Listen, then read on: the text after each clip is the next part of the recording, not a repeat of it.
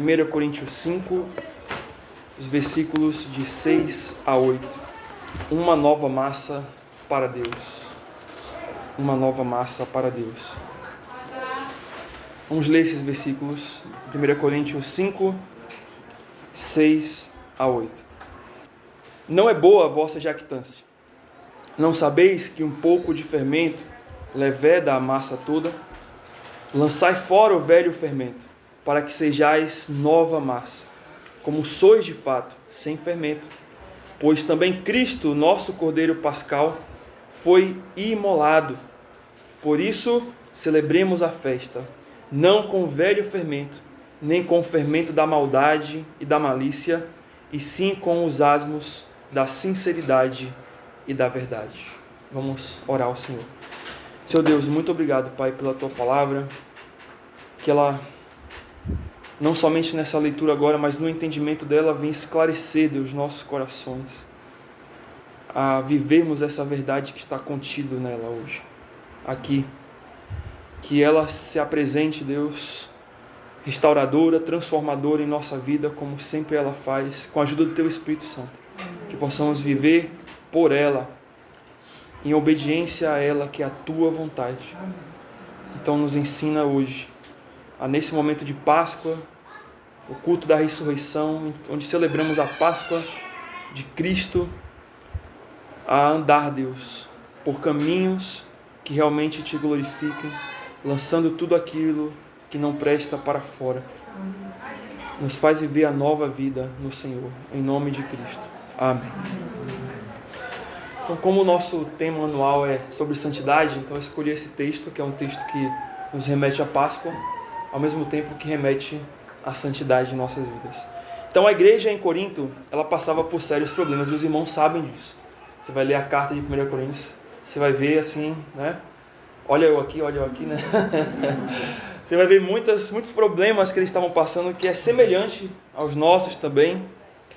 E cada capítulo é uma situação errada, pecaminosa, que Paulo vai tratar e vai corrigir com os irmãos ali. Sobretudo o capítulo 5 é a mesma coisa. Então, muito disso se dava ao contexto da vida dos nossos irmãos ali naquela cidade. Corinto não era uma cidade fácil. Era um Rio de Janeiro, naqueles tempos, né? Uma cidade portuária com fluxo constante aí de viajantes, de mercadores, que vinham de diversos lugares do mundo. E ali floresceu muito o paganismo e a idolatria. E, sobretudo, a idolatria que envolvia a prática e o culto sexual. Então, as pessoas traziam a sua cultura e a religiosidade de onde elas vinham, e ali havia diversos e vários deuses, e em Corinto havia o templo à deusa Afrodite, que é a deusa grega conhecida pelo amor, né? A deusa do amor, entre aspas, né? Porque, na verdade, o amor para eles ali era o amor sexual, era esse tipo, não é o amor passional. E esse templo de Afrodite, ele tinha cerca de 580 metros, né? Era um templo com uma grandiosidade, que ficava no topo de uma montanha, e naquele templo você imagina quais eram os sacrifícios que eram dados ali, né? A deusa do amor, então tinha sacrifícios com adoração de práticas que envolviam a prostituição. Geógrafo grego chamado Estrabão, ele registrou que em Corinto haviam cerca de 1000 prostitutas cultuais. Então, meus irmãos, imaginem a situação dessa cidade diante disso. E o Aristófanes, que era um dramaturgo grego, ele visitou a cidade e ele viu tudo isso acontecendo, e ele criou um verbo grego para aquela cidade, para o povo daquela cidade, do qual era corintiazo, que significava o ato de agir como os coríntios, né? Não os corintianos, né? Mas os coríntios, né? Como fornicadores, como aqueles que se entregavam a essas dissoluções. Então, não seria incomum que irmãos daquela igreja, que foram salvos em Cristo, na sua vida pregressa, não sofressem a influência dessas coisas. Por quê? Porque era realmente uma cidade muito sexualizada. Então, de certa maneira, isso também era um problema na vida deles.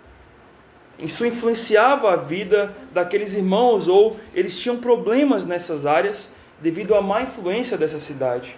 Porém, isso não justifica a maneira daqueles irmãos estarem, talvez, agindo com aquelas mesmas práticas, que é o exemplo que a gente percebe aqui em 1 Coríntios 5, o contexto de 1 Coríntios 5.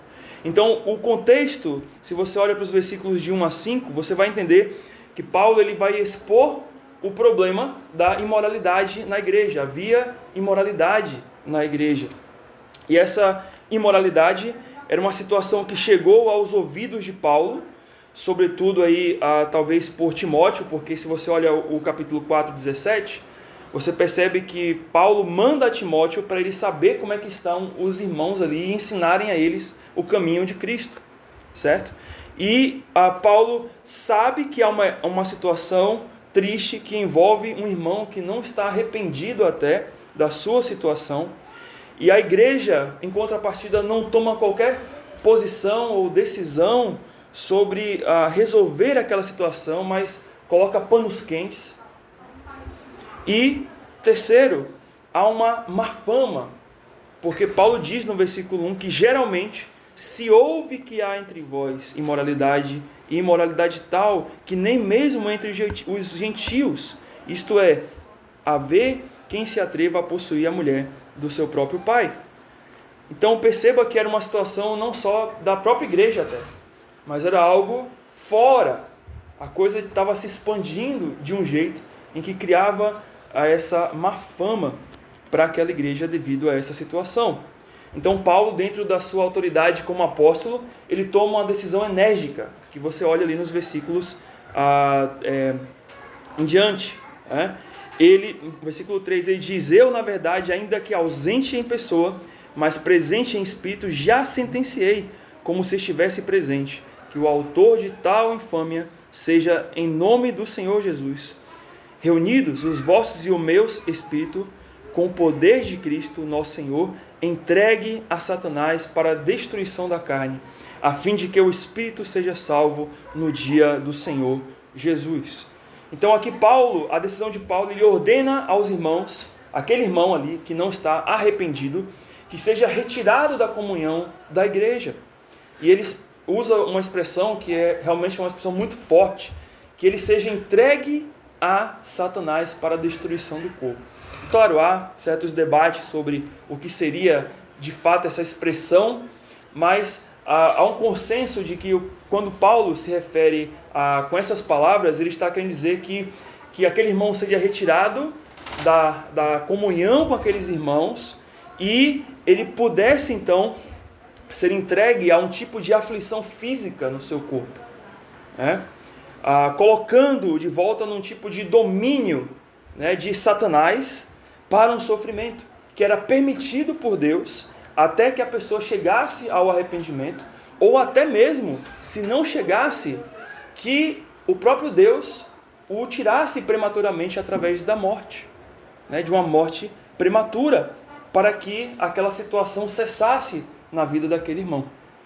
Então, claro, a gente não quer trabalhar esse assunto aqui hoje, esse debate sobre essa expressão de Paulo, mas era um tipo de disciplina, independente talvez do que seja a interpretação mais próxima, mas era um tipo de disciplina, era um tipo de sofrimento que aquele irmão passaria por ele não estar arrependido a Deus. E nesse sentido, Paulo considerava que era melhor que esse irmão sofresse a punição do que continuasse a viver daquele jeito e fazendo o quê?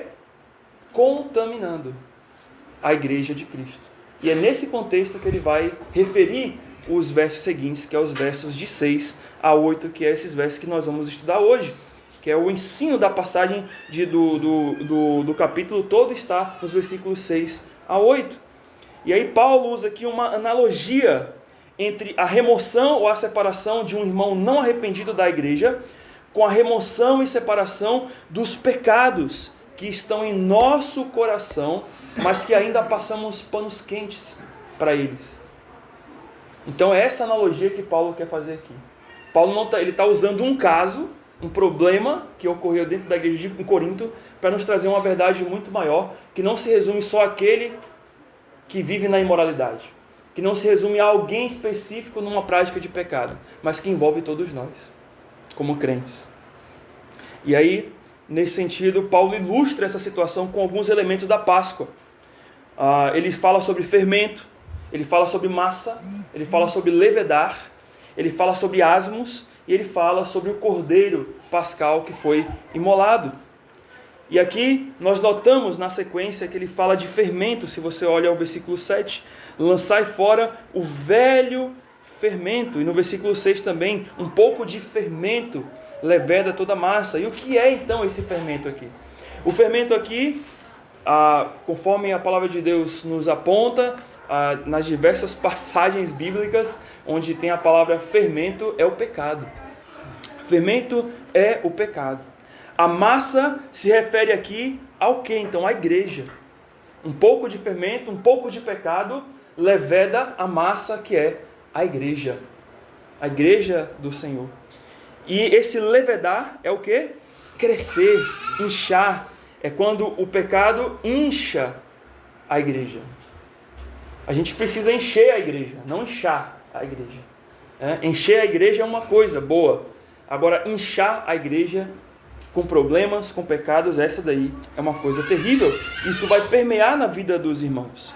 E o que fazia então esses irmãos serem inchados pelo pecado? É o que está no versículo 6.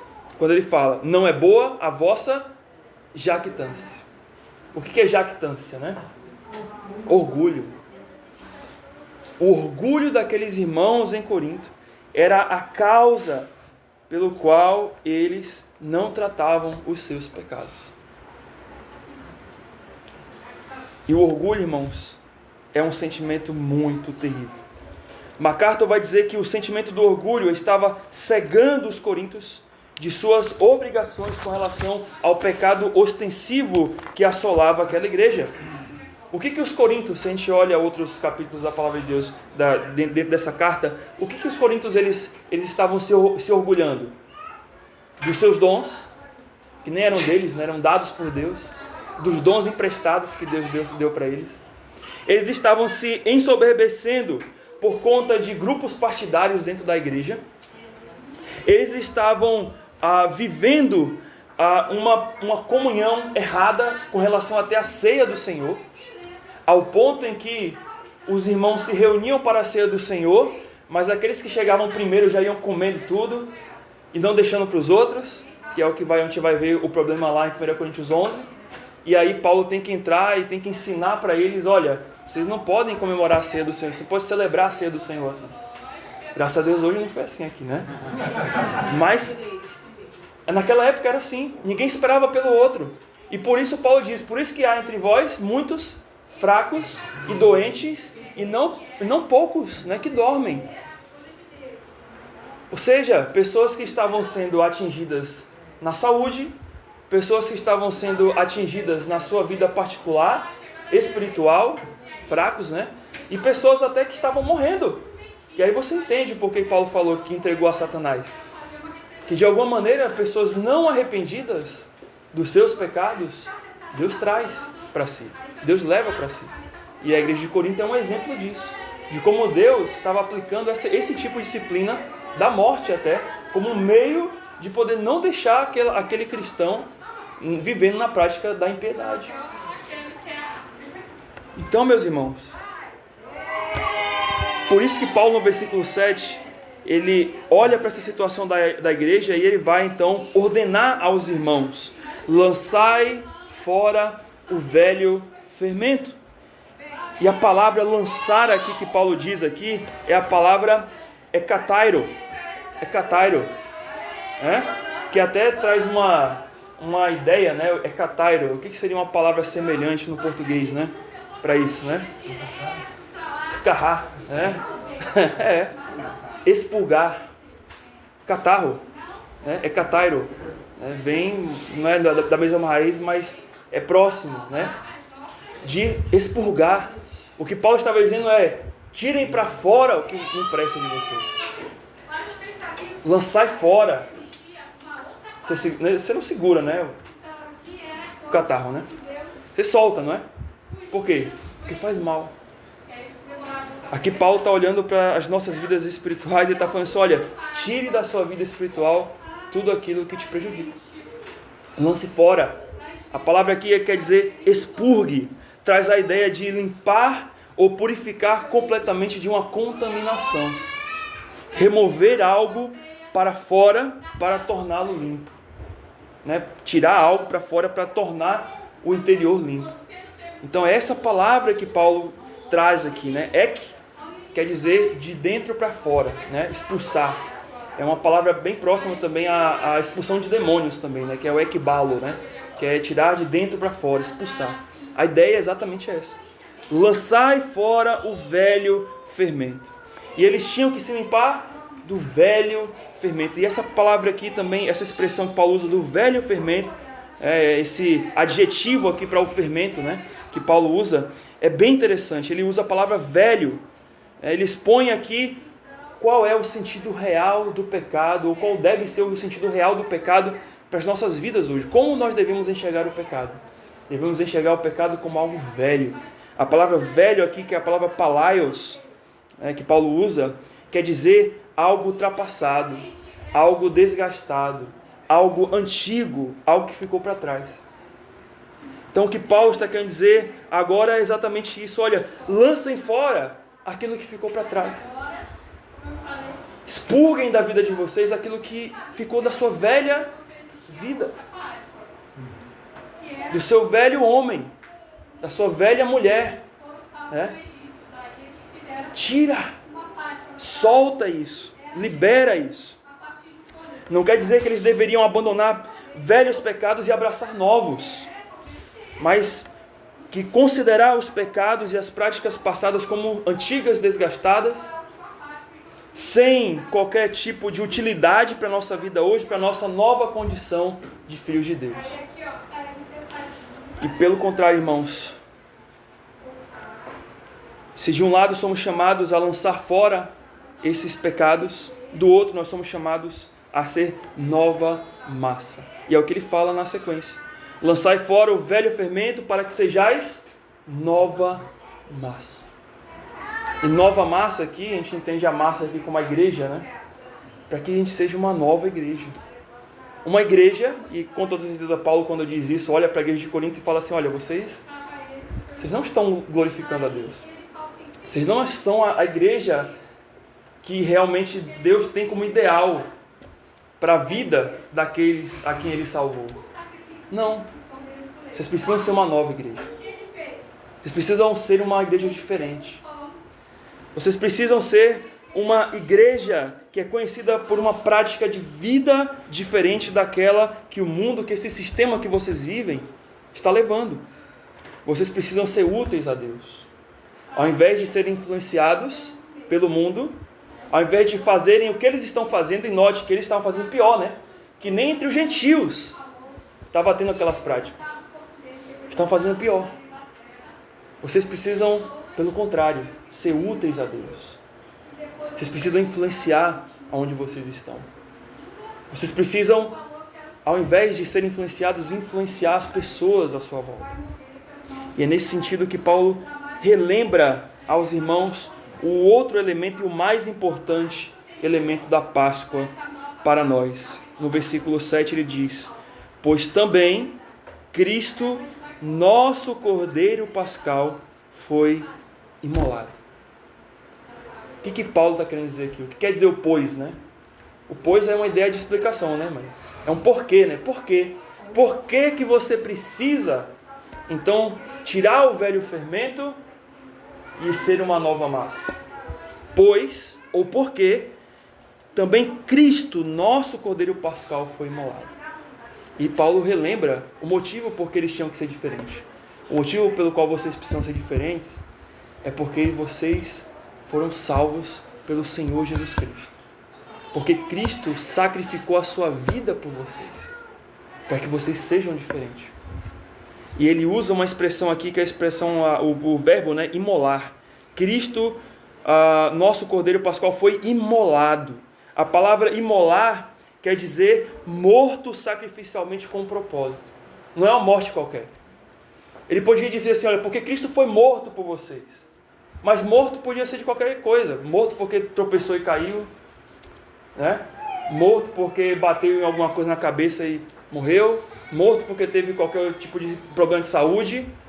Mas ele usa uma palavra que era típica de sacrifícios naquela época, do contexto do Antigo Testamento, que era a palavra imolar. A palavra imolar é alguém que está bem, que está tudo bem com ela, mas ela se sacrifica.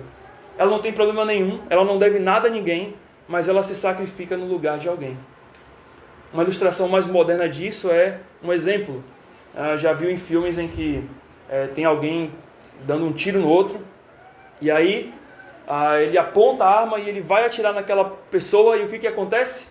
Entra uma terceira pessoa na cena e abre os braços e recebe a bala que ia para aquela pessoa. Então esse seria o que seria imolar. Seria alguém que se sacrifica com um propósito. Então Paulo está dizendo para eles, olha, vocês precisam ser diferentes, porque teve alguém que tomou a bala que ia para você. Vocês precisam ser diferentes, porque alguém tomou a morte que seria de vocês. Vocês precisam ser diferentes, porque alguém se sacrificou para te dar vida. E esse alguém chama-se Jesus Cristo. E aí, meus irmãos, mesmo diante dessa grande providência de Deus, aqueles irmãos não haviam se livrado do fermento do pecado em suas vidas. Mesmo que Paulo estava dizendo, Cristo morreu pelos pecados, que você ainda quer manter vivo no seu coração. Eles ainda mantinham isso e não queriam largar de jeito nenhum. Mas Paulo diz a eles, mas se vocês removerem o pecado do meio de vocês, se vocês não removerem o pecado do meio de vocês, então toda a congregação padecerá. Por quê? Porque um pouco de fermento leveda toda a massa. Irmãos, a santidade é algo particular. A sua santidade, a minha santidade é algo particular. Mas em certo sentido, a sua santidade e a minha santidade ela é coletiva. Por quê? Porque ela vai interferir na vida e nos relacionamentos na igreja. Se você não santifica a Deus, isso vai afetar a maneira como você adora a Deus no culto público. Se você não se santifica a Deus, isso vai afetar a maneira como você utiliza os seus dons na igreja. Se você não se santifica a Deus, isso vai afetar a maneira como você serve na igreja local. Se você não se santifica a Deus, isso vai afetar o seu crescimento e a sua maturidade cristã. Se você não se santifica a Deus, você vai dar mais trabalho ao seu pastor e às pessoas da sua igreja, porque elas terão que tratar de problemas graves e difíceis que poderiam ser evitados se você apenas obedecesse a palavra de Deus. Se você não se santifica, isso vai afetar para que você deixe de receber bênçãos do Senhor. Porque conforme Isaías 59:2, os nossos pecados fazem separação do nosso Deus e nos impede que Ele nos escute. Se você não se santifica a Deus, isso afetará do ponto de vista de desonrar o nome do Senhor e do Evangelho que Ele te deu. E se você não santifica a Deus, a igreja não avança. Então a sua santidade não é só sua. Ela impacta a vida das pessoas da sua igreja. Ela impacta a vida das pessoas à sua volta. Ela impacta o mundo à sua volta. Que você poderia dar um exemplo de alguém que é um crente, salvo em Jesus Cristo, que podia transmitir a verdade da salvação para aqueles que estão perdidos, e você não faz. Ah, pastor, mas Deus vai salvar, vai. Ele vai mandar alguém lá. Ele vai mandar alguém para poder pregar. Mas isso vai tirar o privilégio de você estar fazendo isso por Ele. Mas, irmãos, se começamos a expurgar, a lançar o pecado que nos contamina para fora, então a gente pode ser útil a Deus. E é exatamente isso que Ele quer. Ele não quer que você fique como um crente de Corinto, como um crente nessa atitude. nessa dissolução de vida.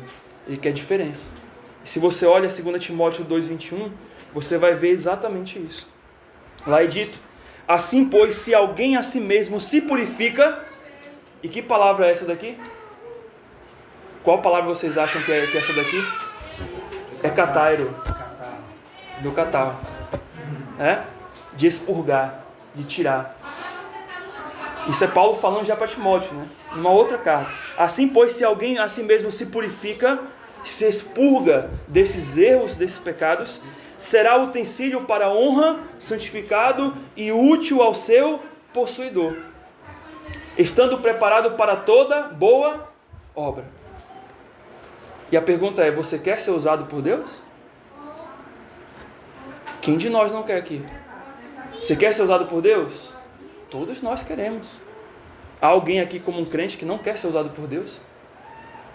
Não. Todos nós queremos ser usados por Deus. Mas a questão é: primeiro se purifique. Primeiro se limpe. Primeiro expurgue. Primeiro tome o spec espiritual, né? Aquele spec espiritual. Toma aquele remédio, aquele xarope espiritual na sua vida. Solta tudo. E seja uma nova massa para o Senhor. Se queremos, portanto, irmãos, ser um povo útil para o Senhor, como Paulo chama esses irmãos a fazerem, nós precisamos lançar fora tudo o que não nos serve para ser uma nova massa em Cristo, uma nova igreja no Senhor. Paulo chama aqueles irmãos, como também a nós, para resolvermos a nossa condição fermentosa, pecaminosa, no sentido de que eles precisam se livrar desse fermento. Então Paulo aqui vai dar passos, né, em direção a isso, a orientar esses irmãos para isso. E a partir do versículo 8, portanto, Paulo chama aqueles irmãos a celebrarem a festa, através de duas atitudes que os levam a ser nova massa em Cristo. E é interessante esse termo celebrar a festa, né? Paulo, ele olha a situação da igreja, vê toda essa bagunça, e ele está falando para aqueles irmãos: olha, vocês precisam celebrar a festa. Vocês estão esquecendo de celebrar a festa. O que vocês estão celebrando aí na igreja, essa adoração, o celebrar a festa aqui é o culto, né? É uma adoração, né? Esse culto aqui que vocês estão celebrando a Deus aqui, tá feio. A coisa tá tensa. Mas eu vou mostrar a vocês como vocês devem celebrar a festa. Ou seja, como vocês devem me cultuar. Porque o que era a festa da Páscoa? O que é a festa da Páscoa, irmãos?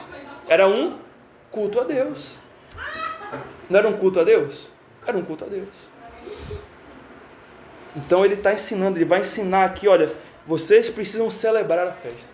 Eu vou ensinar vocês como vocês, então, precisam celebrar ou cultuar a Deus, celebrar essa festa. Primeiro, ele fala: por isso celebremos a festa, não com o velho fermento, nem com o fermento da maldade e da malícia. Aqui Paulo está nos chamando à primeira atitude: livre-se do inchaço do pecado. O pecado, ele não é só algo estático em nossa vida. O pecado, ele não fica lá e fica paradinho, quietinho. O que o pecado faz no nosso coração? Ele vai crescendo, crescendo, crescendo. Quanto mais eu alimento a minha carne, quanto mais alimento aquele sentimento que é pecaminoso contra Deus, mais ele vai crescendo, ele vai me inchando, como um câncer, como algo que se alastra pelo corpo e quando você vê, já tomou tudo.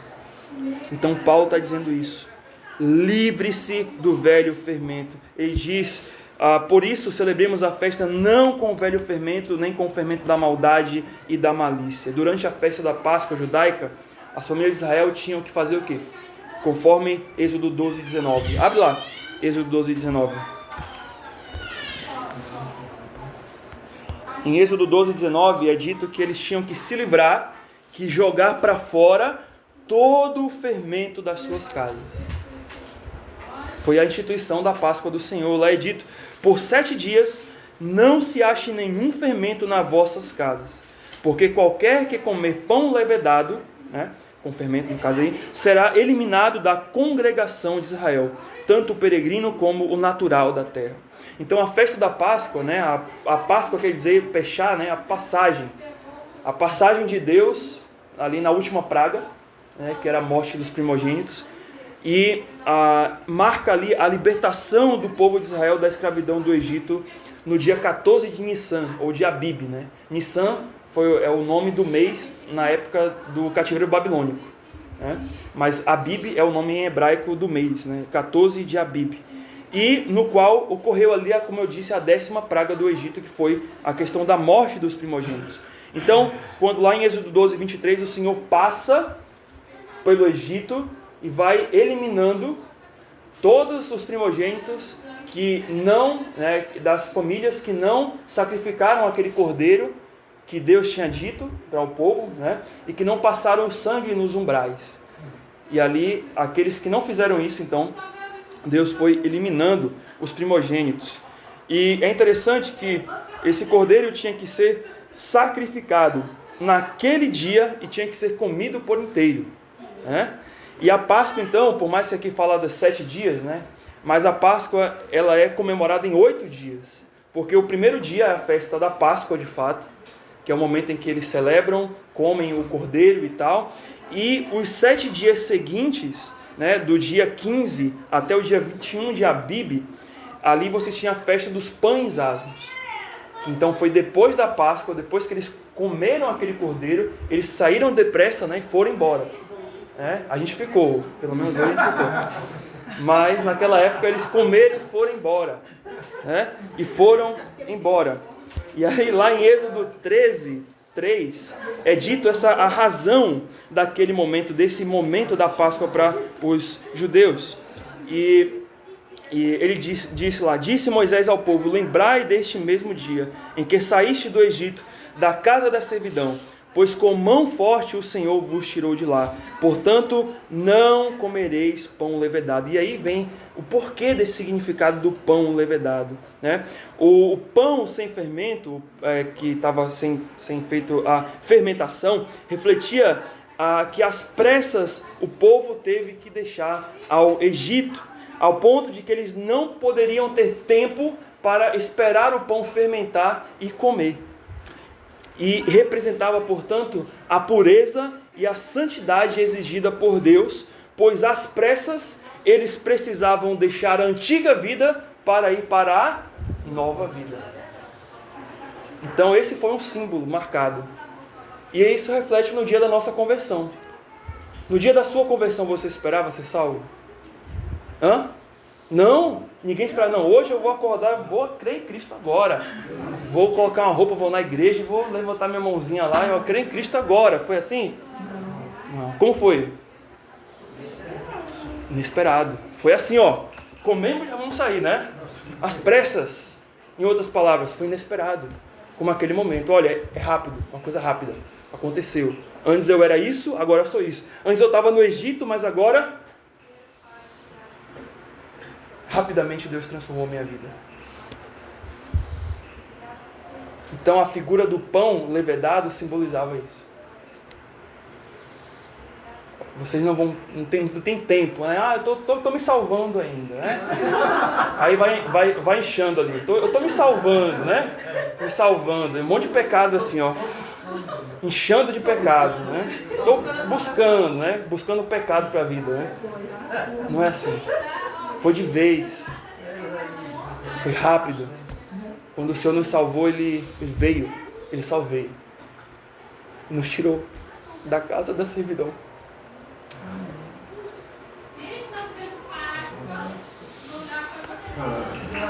Então é por isso, irmãos,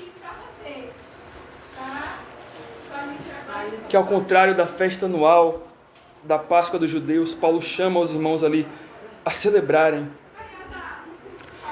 não por um momento do ano, mas continuamente, intensamente, a nossa Páscoa, a nossa passagem da antiga vida para a nova vida, porque o Cordeiro de Deus, ele foi ferido, ele foi sacrificado por mim e por você, para que a condenação dos nossos pecados não nos alcançasse, mas recebemos a vida eterna. E era isso que Paulo queria relembrar aos irmãos em Corinto, e a nós também. Precisamos constantemente de relembrar isso, irmãos. Que em certo sentido nós estamos livres da condenação do fermento, do pecado, por causa do sacrifício de Cristo, mas por outro lado, ainda nessa vida reside fermento que quer dominar a nossa vida. Reside pecado que quer dominar a nossa vida, e não podemos tolerar isso. Em virtude da grandeza do sacrifício de Cristo por nós. A gente não pode tolerar. Em virtude daquilo que Cristo fez por nós. A gente não pode tolerar este pecado. O Izzy vai dizer que o fermento é como um pó pequeno e poderoso. Quando misturamos a massa, fica imperceptível. E ele trabalha no oculto. O fermento não é isso? O pecado é a mesma coisa.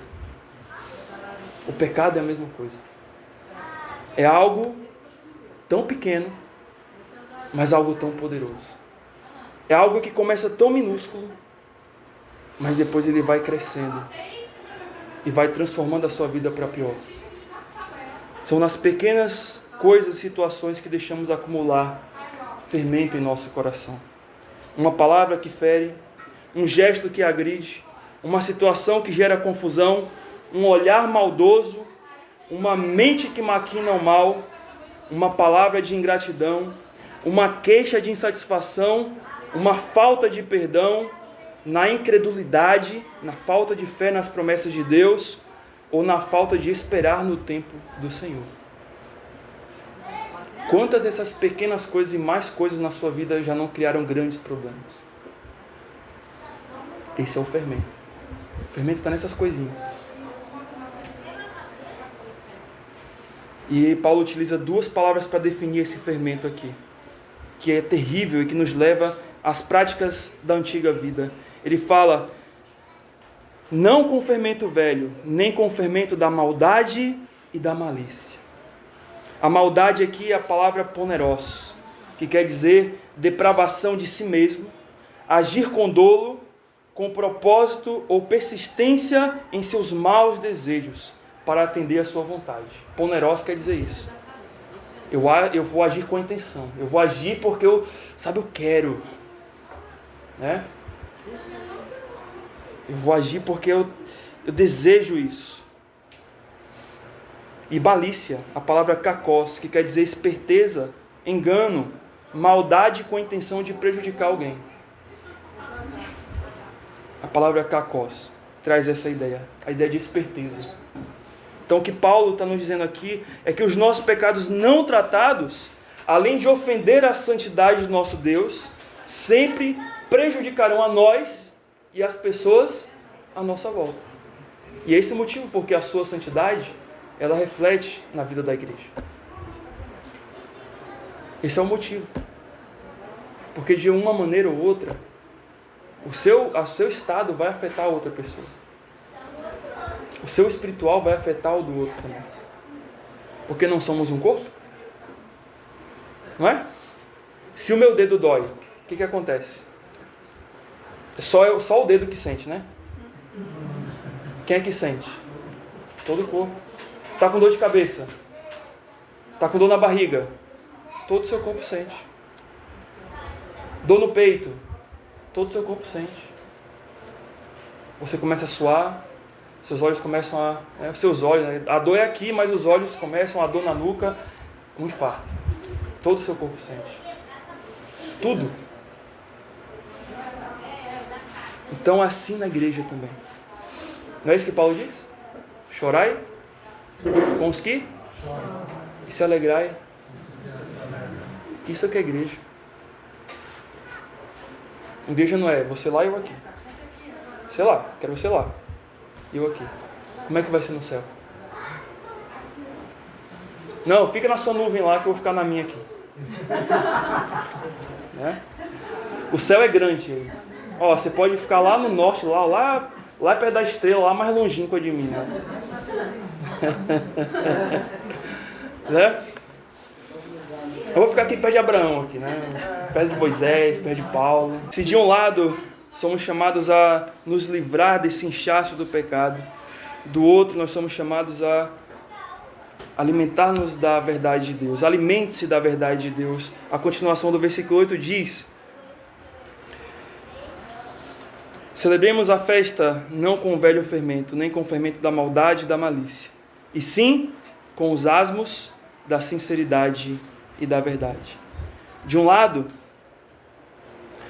Paulo está nos dizendo que a maldade e a malícia estão presentes no velho fermento, mas do outro, elas precisam ser combatidas com duas palavrinhas, né? Uma expressão que Paulo usa, mas que tem duas palavrinhas aqui, que ele chama de asmos da sinceridade e da verdade. Nós temos que combater a malícia e a maldade em nosso coração com os asmos da sinceridade e da verdade. O que é isso? Essas duas palavrinhas, sinceridade e verdade, que Paulo nos leva a refletir aqui, é sobre como deve ser o nosso relacionamento com Deus e, por consequência, o relacionamento com as pessoas. O nosso relacionamento com Deus tem que ser com sinceridade. E a palavra sinceridade aqui diz respeito à honestidade, à integridade, a você dizer aquilo que é sobre você, a você encarar a situação sobre o que você é de fato, sem máscaras, sem qualquer disfarce. E verdade, que significa verdade, aquilo que corresponde à realidade, sem falsidade ou sem simulação. Em outras palavras, o que Paulo quer nos dizer aqui é: se eu quero combater os pecados, o fermento na minha vida, eu preciso verificar se eu estou agindo honestamente ou sinceramente com relação ao que eu realmente sou. Eu preciso ver a verdade da minha realidade, sem simulação, sem maquiagem, sem máscaras, sem querer me vitimizar. Preciso deixar de confiar em mim e do que acho que é melhor para mim, ou dos meus sentimentos, ou nas minhas emoções, ou na minha lógica, porque o meu coração é enganoso.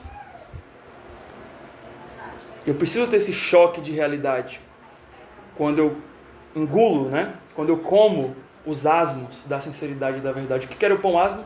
A gente já falou, pão sem fermento. É bom pão com fermento, né? Olha, aquele pão maciozinho, né? O pecado é assim, o pecado é confortável. Você come o pecado, saboroso, né? Agora aquele pão duro, aquele pão seco, esse pão não é. É esse pão que você precisa. Porque é esse pão, além de não engordar você, esse pão ele te ajuda, esse pão aqui, né, da sinceridade e da verdade, ele te ajuda a realmente você ver quem você é. E a verdade de Deus na sua vida.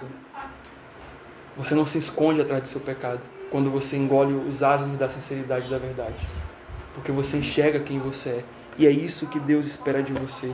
Jeremias 17, 5-6, falamos com os homens ontem. Assim diz o Senhor: maldito o homem que confia no homem, e faz da carne mortal o seu braço, e aparta o seu coração do Senhor, porque será como um arbusto solitário no deserto, e não verá quando vier o bem, antes morará nos lugares secos do deserto, na terra salgada e inabitável.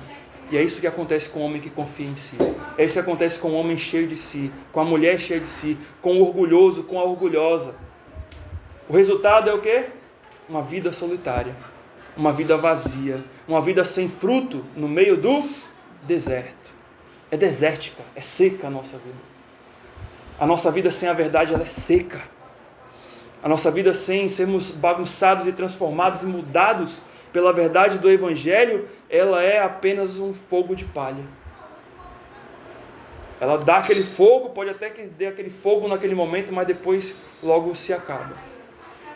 Porque não há vida ali. É tudo seco. Mais 7:8 diz, Jeremias 17: bendito o homem que confia no Senhor, e cuja esperança é o Senhor, porque ele é como árvore plantada junto às águas, que estende as suas raízes para o ribeiro e não receia quando vem o calor, mas a sua folha fica verde, e no ano de sequidão não se perturba nem deixa de dar fruto. Não quer dizer que na vida do crente não vai ter problema, vai ter, mas a questão é que se você está fincado como árvore no ribeiro do Senhor, próximo ao ribeiro do Senhor, o que acontece aqui é que você dá fruto. Você não perde o vigor não perde o ânimo, porque você confia no Senhor, porque você não baseia a sua vida naquilo que você acha, nas suas emoções, naquilo que você entende, nos meus princípios, porque é assim, né? Eu cresci assim, vou ser sempre assim, na sua personalidade, mas você confia na palavra do seu Deus, e você espera somente nele, porque você confia nas promessas dele, e o que ele falou é o certo, e você obedece por causa disso. E você vai ver os resultados. E no fim de tudo, 9 e 10, porque enganoso é o coração do homem, mais do que todas as coisas, e desesperadamente corrupto, quem o conhecerá? Eu conheço o Senhor, e esquadrinho o coração, e provo os pensamentos, isto para dar a cada um segundo as suas obras, o seu proceder, segundo o fruto das suas ações. Ou seja, meus irmãos, eu preciso voltar para a verdade da palavra e confiar nela para vencer o fermento que quer inchar o meu coração com maldade. Só Deus pode me mostrar e te mostrar o que realmente passa no nosso coração. Salmo 139, 24 a 25 diz: sonda-me, ó Deus, conhece o meu coração, prova-me, conhece os meus pensamentos e vê se há em mim algum caminho mau e guia-me pelo caminho eterno. Você pode pedir, você pode orar por isso hoje na sua vida. Eu sei que há fermento na minha e na sua vida. Eu sei que há situações em que a gente realmente, ó pastor, isso daqui tem criado pus na minha vida, eu nem fermento mais, pastor. Fermento é até bom, né? Vamos dizer assim, entre aspas, no bolo, né? É até bom, né? Cresce o bolo, fica gostoso, aquela coisa daquela maciez. Mas no meu caso, pastor, eu nem quero usar fermento. No meu caso, eu tenho pus na minha vida. É um pus. Então expurga esse pus. Pastor, eu não consigo nem respirar, tem tanto catarro aqui na minha... Tira o catarro. Mas não deixa virar uma pneumonia. Não deixa virar algo pior. Não diga, eu consigo, né? Ontem, eu consigo resolver isso. Eu consigo aguentar isso daqui. Não, você não aguenta. Deus está te dando remédio. Pede a Ele, sonda o meu coração, Senhor. Salmo 143, 10 diz: ensina-me a fazer a tua vontade, pois tu és o meu Deus. Guia-me o teu bom espírito por terreno plano. Então, meus irmãos, Paulo está chamando aqueles irmãos de Coríntios e a nós hoje para celebrar a Páscoa, para celebrarmos esse culto a Deus contínuo em nossa vida, de transformação que Ele fez por nós, tendo essas atitudes em nossa vida, tendo essas atitudes iniciadas em nosso coração, para que sejamos uma igreja útil, massas novas, uma massa nova diante do nosso Deus. Então livre-se do inchaço do pecado, alimente-se mesmo da verdade de Deus, coma o asmo da sinceridade da verdade, mesmo que seja amargo, mesmo que seja duro, mesmo que seja seco, mas é isso que vai tirar você da sua sequidão, é isso que vai tirar você desse inchaço, é isso que vai tirar o pus da sua vida, que tanto contamina você e que você rodeia, achando caminhos para poder resolver e nunca resolve, porque somente com verdade e com sinceridade você vai resolver. Não adianta você saber o significado da Páscoa do Senhor Jesus se você não tem vivido todos os dias essa Páscoa na sua vida. Hoje Deus tem te dado essa oportunidade de você mudar. Você sabe que tem fermento na sua vida. A verdade e a bondade de Deus liberta a mentira e a maldade que há no seu coração. João 8,32. E conhecereis a verdade, e a verdade vos libertará. Então que você seja livre, como o povo de Israel foi, né? Eles foram livres, mas depois tiveram problemas. Mas a nossa liberdade, né, aquilo era uma figura, né, dessa real liberdade agora em Cristo. Então agora nessa real liberdade em Cristo, você tem como ser uma massa nova. Então celebre, não só o dia de hoje, mas amanhã e os próximos dias, como massa nova, massa útil ao Senhor. Tira o fermento, lance fora para que você seja uma nova massa para Deus. Vamos orar ao Senhor. Senhor Deus, nós agradecemos, Pai, pela Tua palavra. Agradecemos, Senhor, porque não foi simples a Tua morte. Como Pedro fala, não foi por ouro e prata que fomos resgatados do nosso fútil procedimento de vida, mas foi pelo Teu precioso sangue. que morreu naquela cruz por nós, que o Senhor morreu naquela cruz e derramou por nós ali, para nos dar uma nova vida, Senhor. Então, Senhor, tira de nós o fermento, Senhor, tira de nós o pecado, tira de nós isso que nos assombra todos os dias, porque temos o Teu Espírito, não queremos pecar contra o Senhor, queremos viver, Senhor, uma vida nova. Não nos deixe vitimizar, Senhor. Não nos deixe, Senhor, cair no chão, prostrados e reclamando, ingratos e insatisfeitos, porque já temos aquilo que é mais precioso em nossas vidas, que é o Senhor. Enquanto muitos não têm essa esperança que temos, nós temos hoje. Nós somos gratos a Ti porque o Senhor a deu. Então nos ajuda, Deus, a viver diferente. Nos ajuda, Senhor, a buscar as coisas do alto. Usa, Senhor, o que for para que a gente possa ser uma massa nova. Nos dá a sinceridade. Nos dá a visão da Tua verdade, para vivermos a vida cristã diferente. Em nome de Cristo. Amém.